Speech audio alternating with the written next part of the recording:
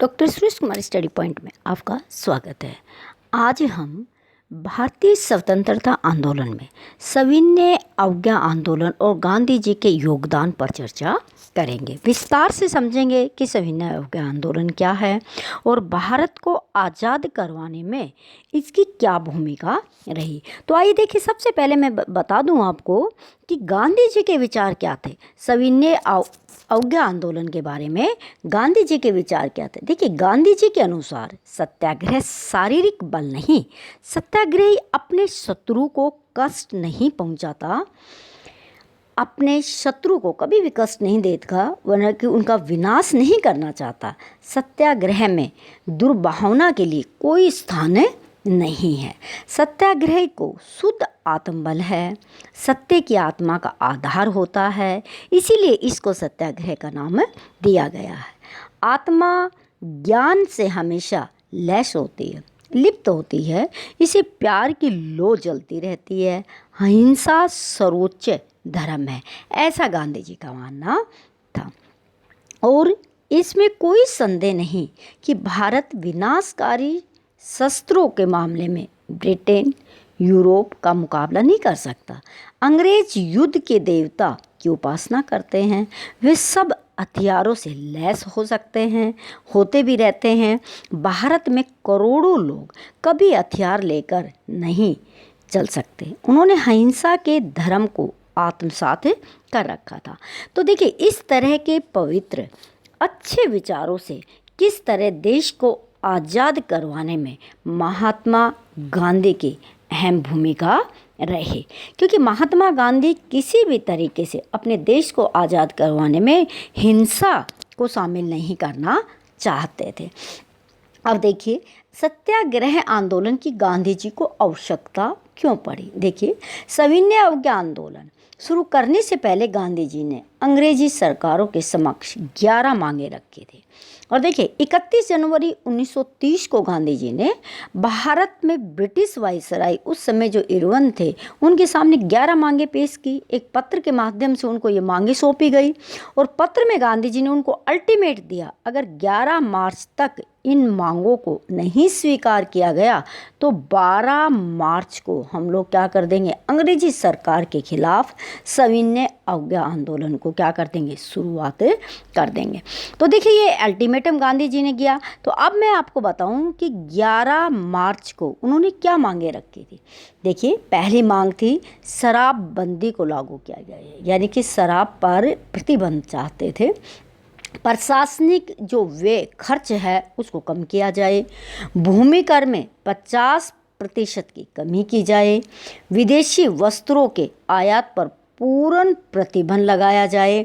और गांधी जी ने कहा कि नमक कर समाप्त कर देना चाहिए, सेना पर व्यय में कटौती की जानी चाहिए, राजनीतिक बंदियों की रिहाई की जाए, भारतीयों को अस्त्र शस्त्र खरीदने की अनुमति दी जाए, भारतीय समुद्री तट केवल भारतीय जहाज़ों के लिए आरक्षित होना चाहिए, गुप्तचर पुलिस पर जनता का आरक्षण हो और बड़ी बड़ी सरकारी नौकरियों के वेतन में 50% की कटौती होनी चाहिए।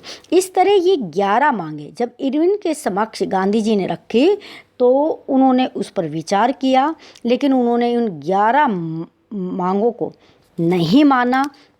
तो अंत में गांधी जी को मजबूरन होकर क्या करना पड़ा, सत्याग्रह आंदोलन को क्या करना पड़ा, शुरू करना पड़ा। और गांधी जी सबसे पहले 12 मार्च को दांडी यात्रा शुरू करते हैं और इस आंदोलन को शुरू करते हैं सविनय अवज्ञा आंदोलन। महात्मा गांधी 12 मार्च 1930 को अपनी प्रसिद्ध नमक यात्रा, यानी कि दांडी मार्च जिसको कहते हैं, जिसके नाम से इस आंदोलन को क्या कर देते, शुरू कर देते हैं। और गांधी जी जब ये आंदोलन शुरू करते हैं तो उसमें देखिए किस तरह के प्रदर्शन होते हैं, किस तरह की गतिविधियां होती हैं। हजारों लोगों ने नमक कानून तोड़ा और सरकारी नमक कारखानों के सामने प्रदर्शन किए, विदेशी कपड़ों का बहिष्कार किया गया, शराब की दुकानों पर धरना दिया गया, किसानों ने लगान और चौकीदारों कर चुकाने से मना करने लगे, गांवों में तैनात कर्मचारियों ने त्याग पत्र दे दिया। जंगलों में रहने वाले आदिवासियों ने वन कानूनों का उल्लंघन करना शुरू कर दिया। लकड़ी बीनने और अपने मवेशियों को चराने के लिए आरक्षित वनों में भी क्या करने लगे, घुस गए, क्योंकि सरकार ने जो जहाँ पे इमारती लकड़ियाँ मिलती थी, उनके काम की चीज़ें होती थी, उस क्षेत्र को पूर्ण रूप से बाउंड्री में यानी कि एक तरह से आरक्षित कर लिया जाता था। वहाँ पे आदिवासी प्रवेश नहीं करते थे। लेकिन इस सविनय अवज्ञा आंदोलन के तहत उन्होंने उस आरक्षित सीमा को क्या कर दिया, तोड़ दिया, उल्लंघन कर दिया। बहुत से स्थानों पर हिंसक टकराव भी देखने को मिले।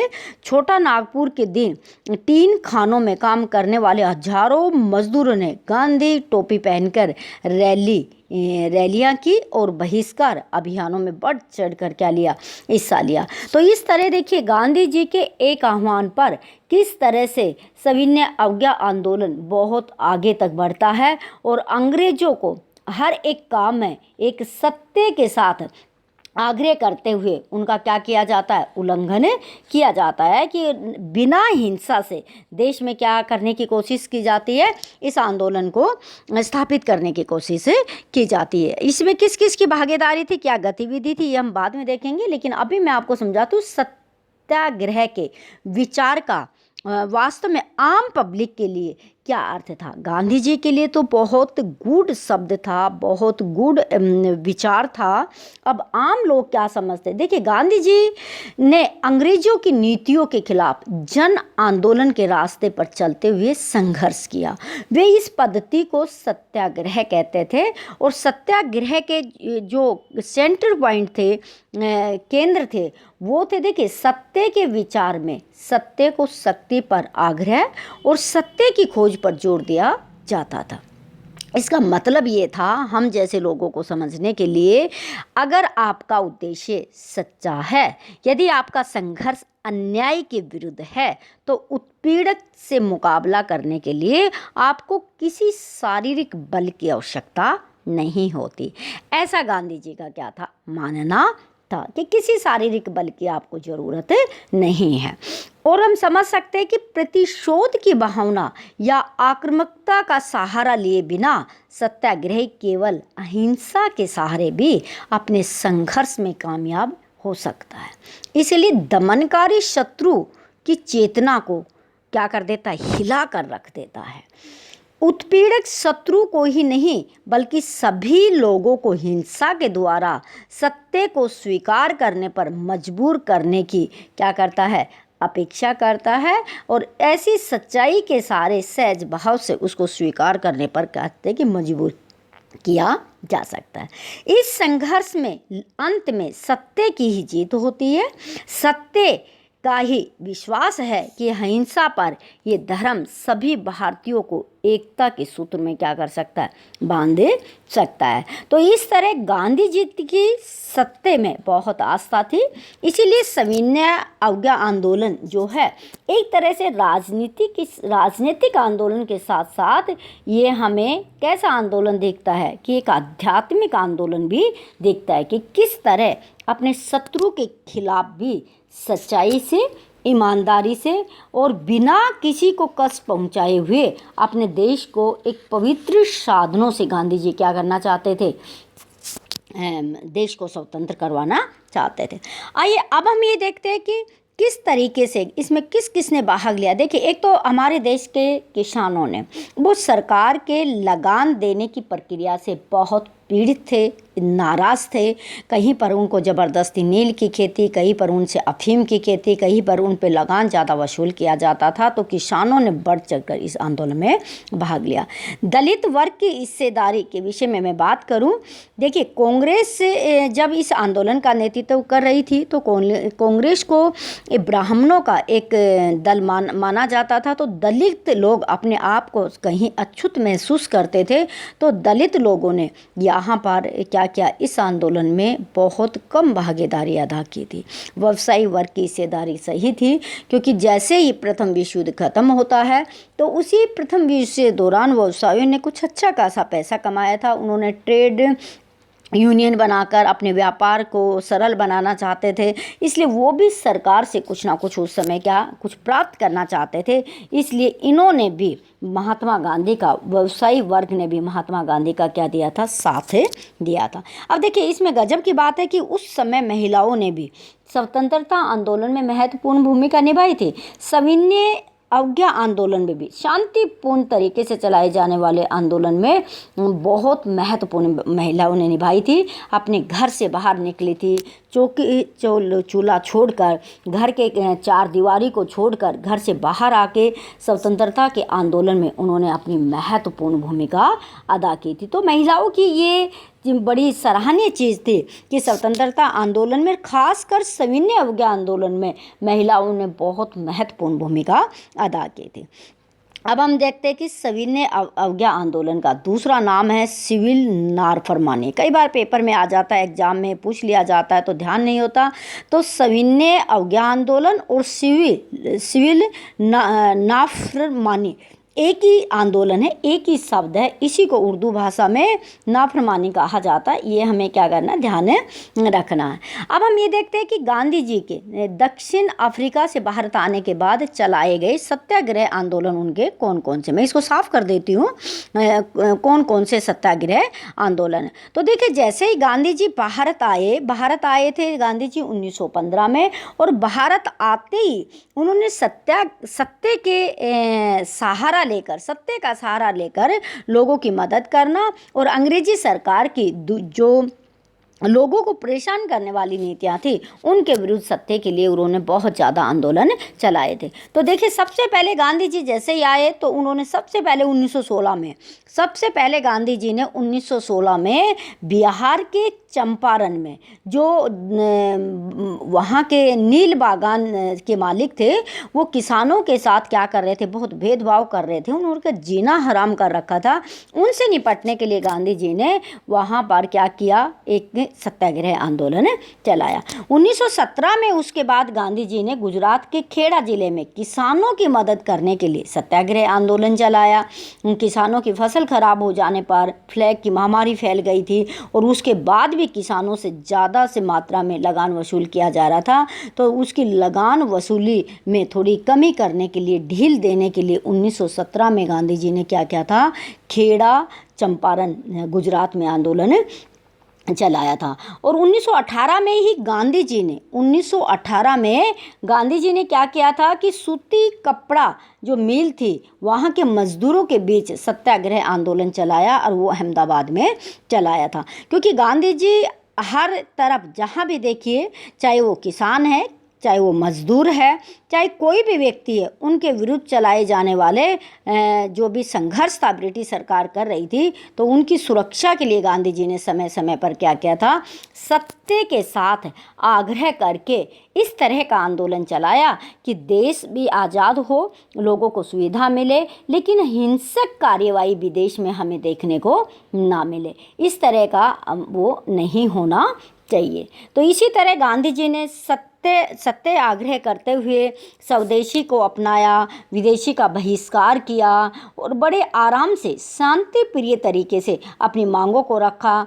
अंग्रेज़ों को आर्थिक हानि पहुंचाई। अंग्रेज़ों ने जैसे जैसे आगे चल के बंगाल का विभाजन कर दिया। फिर 1905 में बंगाल का विभाजन कर दिया था अंग्रेज़ों ने। 1911 में इस विभाजन को उन्होंने क्या कर लिया था, स्वीकार कर लिया था। तो इस तरह सविनय अवज्ञा आंदोलन अंग्रेज़ों का मनोबल गिराने में, अंग्रेजी अधिकारी और कर्मचारियों के मनोबल को तोड़ने में क्या करता, महत्वपूर्ण भूमिका अदा करता है। क्योंकि गांधी जी का जो सत्य का ही जो मार्ग था, जो अंग्रेज़ों को क्या करता था, किसी ना किसी तरीके से लोगों मजबूर कर देता था कि उनकी बातों को क्या करता था, स्वीकार करने के लिए उनको बार बार बैठकों का आयोजन करना पड़ता था।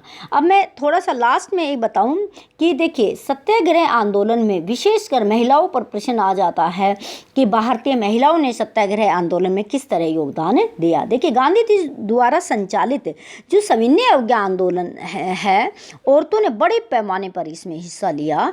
गांधी जी के नमक सत्याग्रह में हजारों औरतों ने उनकी बात को सुना, वो घर से बाहर निकली, उन्होंने जुलूसों में हिस्सा लिया। नमक बनाना, विदेशी कपड़े व शराब की दुकानों पर औरतों ने विरोध किया। बहुत सारी महिलाएं जेल में भी गई। शहरी इलाकों में ज़्यादातर ऊंची जातियों की महिलाएं सक्रिय रूप से एक्टिव थी इस आंदोलन में, और ग्रामीण इलाकों में संपन्न किसान परिवार की महिलाएं इस आंदोलन में बहुत बड़ी मात्रा में क्या करती थी, हिस्सा लेते थे। तो इस तरह देखिए, औरतों की स्थिति कोई ज़्यादा अच्छी थी या नहीं वो दूसरी बात है, लेकिन गांधी जी का मानना था कि घर चलाना, चूल्हा चौका संभालना अच्छी माँ व अच्छी पत्नी की भूमिका का निर्वहन करती है। औरतों का ये तो मूल कर्तव्य, असली कर्तव्य है। इसीलिए लंबे समय तक कांग्रेस संगठन में किसी भी महत्वपूर्ण पद पर औरतों को जगह देने से लोग बाग क्या करते थे, हेजिटेशन करते थे, और कांग्रेस को केवल उनकी प्रतीकात्मक उपस्थिति में ही दिलचस्पी थी। यह भाई महिलाएं तो आए, लेकिन वो किसी राजनीतिक पद को प्राप्त ना करें, कोई कार्य ना करें। लेकिन जब जो सविनय अवज्ञा आंदोलन में गांधी जी ने महिलाओं का जज्बा देखा, तो उसके बाद लोगों की महिलाओं के प्रति जो स्थिति थी वो क्या हो गई थी, बदले गई थी। तो इस तरह हम कहते हैं कि सत्य के आधार पर गांधी जी ने जो प्रयास किया, सत्य के आधार पर जो प्रयास किया, और पूरे देश के लोगों को, सभी वर्गों के लोगों को, ये नहीं है कि एक वर्ग ही, सभी वर्गों के लोगों को एक सूत्र में जब उन्होंने बांधा, तो उसमें किसान भी साथ आ गए, जमींदार भी साथ आ गए, व्यापारी भी साथ आ गए, महिलाएं भी साथ आ गई। और कुछ देखा जाए तो सिर्फ आप मुस्लिम वर्ग के लोग अलग हो गए थे, क्योंकि उन्होंने मुस्लिम संस्था की स्थापना कर ली थी, मुस्लिम लीग की स्थापना कर ली थी, तो वो लोग थोड़े कम साथ थे। और दलित वर्ग थे, उनमें थोड़ा ऐसा था कि ये ब्राह्मणों के लिए आंदोलन है, तुम्हारी बात को इसमें स्वीकार नहीं किया जाएगा, तो वो लोग इसमें शामिल नहीं थे। अब मैं थोड़ा सा लास्ट में इस आंदोलन से हट के आपको ये बता दूं कि जो मुस्लिम वर्ग थे वो इसमें क्यों नहीं थे साथ में। देखिए, मुस्लिम लीग की स्थापना 30 दिसंबर 1906 में हो जाती है, और ढाका में हुई थी। वर्तमान समय का जो बांग्लादेश है, वो आगा खान और नवाज सलीम मुल्ला इसके प्रमुख नेता थे। इस तरह स्थापना हो जाती है। अब देखिए, मुस्लिम लीग क्या चाहते थे, वो क्या चाहते थे कि मुसलमान जो कांग्रेस के अंदर जो हिंदू संस्था मानते थे, कांग्रेस में हिंदुओं का ज़्यादा प्रभुत्व था, तो वो अपने हितों की रक्षा करने के लिए एक अलग संस्था चाहते थे कि कांग्रेस से उसकी संस्था क्या कर देनी चाहिए, अलग अलग संस्था की मांग करती थी। क्यों? क्योंकि उनका ऐसा मानना था कि पूर्ण रूप से, देखिए, जो कांग्रेस है, उस समय की जो कांग्रेस है, उसमें हिंदुओं का प्रभुत्व है, और जो मुस्लिम लीग जो बनाई गई है उसके अंदर सिर्फ मुसलमानों का क्या होगा, प्रभुत्व होगा। मुस्लिम लीग की स्थापना के पीछे अंग्रेजों की भी एक नीति स्वीकार की जाती है कि फूट डालो राज करो की नीति थी। वो मुसलमान और हिंदुओं को क्या करना चाहते थे, अलग करना चाहते थे। फूट डालो राज करे की नीति उनकी सदा से रही थी।